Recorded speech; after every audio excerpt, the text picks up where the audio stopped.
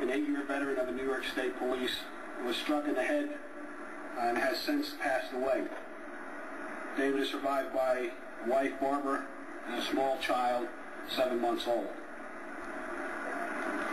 We are in the process of bringing his family to Margaretville so that they may be all together. This is a very tragic moment for the state police. We ask for the prayers of the community for the Brinkerhoff family. In addition, at the same time, another member of the State Police Mobile Response Team, Trooper Richard G. Matson, was struck in the left arm. He has been transferred to Albany Medical Center. Trooper Matson is 39 years old, a 6-year veteran of the New York State Police, currently assigned to Troop K. He has underwent surgery. It is our belief this time he's in a serious but stable condition.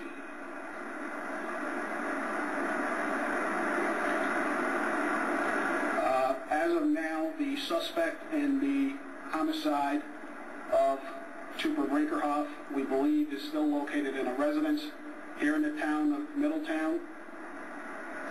We have significant state police personnel on scene.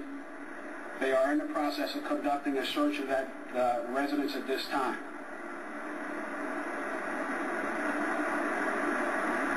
If I could also mention to you here today that accompanying me is Deputy Secretary Michael Balboni and Assistant Deputy Secretary William Howard from the Governor's Office.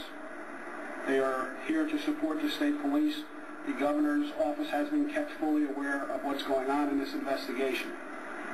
This is an ongoing investigation. We intend to locate the perpetrator in this case, one Mr. Travis Trend, and to bring him to justice. Mr. Balboni, would you like to say anything? This is a tremendous tragedy, not only for the state police family, all law enforcement across the state.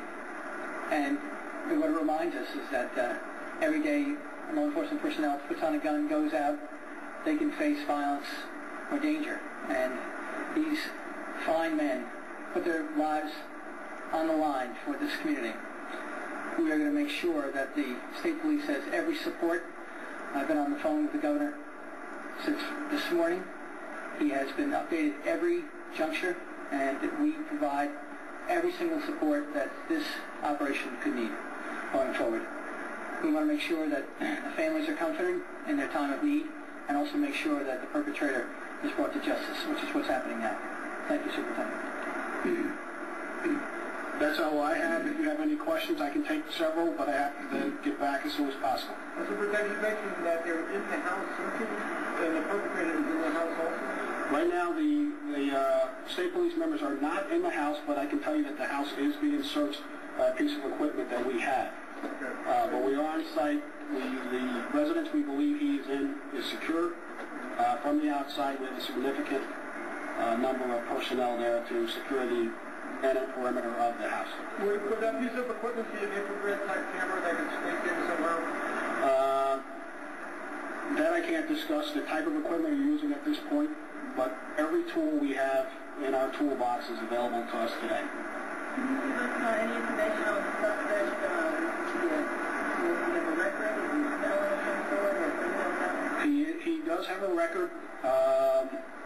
He's been arrested in the past for petty larceny, criminal mischief, unauthorized use of a vehicle, and I believe unlawfully dealing with a child. To the best of my knowledge, he has no felony convictions.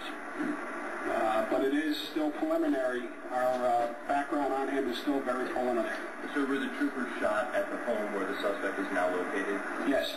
So they had entered the home to search it, and there was some kind of gunfire there? What happened this morning at around 7:45, 8 o'clock, there was an automatic intrusion device from that residence.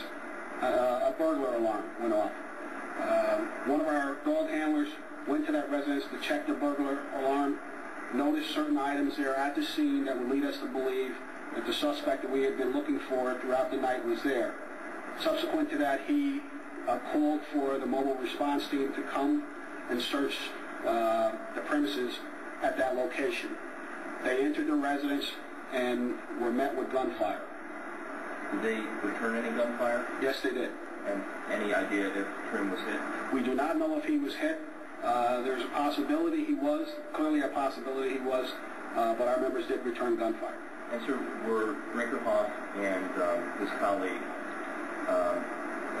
Matson, were they able to leave the premises after the gunfire and then seek help outside? They were removed from the premises by other members of the mobile response team and troopers on the scene. Is the fallen trooper, Mr. Brinkerhoff, is he also from Dutchess County, Cook County? He's from Catskill and Upper Troop F. Can you shed a little light on what about the initial incident yesterday? What caused the trooper's interest? What action he had? I believe he was stopped for a vehicle and traffic law violation.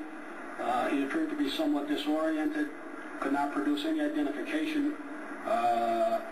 Subsequent questioning by the trooper on the scene, Trooper Gombasi, led to him being told that he was going to be placed under arrest. And while he was doing that, Mr. Trent pulled a firearm from his waistband and fired one shot, striking Trooper Gombasi in the lower left rib cage. The round was stopped by his bulletproof vest, and Trooper Gombasi was brought here at a Margaretville hospital, and the suspect in the case was fled from the scene in a vehicle that we have determined to be stolen from the Beach Troop area, northern New York area. How many weapons do you think that you have? And we're going to looking to get down to the dangerous high-powered rifle. How armed do you think he is? That we don't know. We're prepared for him being as armed as one can possibly be. You know, this is a serious matter. It's dangerous business that we're in. So, nothing that we know of. No family that we know of would bring him here. And this house is a private home. Where the people house is? It's a private home. It's a seasonal residence, however, we believe. Was there, you said the hunting lodge? That I don't have any indication of that. If you have any biographical information on the screen trooper as to where his hometown was, or where he went to college, or anything like that? No, I don't. The suspect that he was in a stolen vehicle, I understand he stole a van from Kansas area. Well, he was driving a stolen vehicle when he was stopped. That's not why he was stopped. No, I believe he had one plate on the vehicle. As you know, New York State law requires you have 2 plates on the vehicle. And once stopped, he could not produce any identification. Okay, and this resident didn't look at him.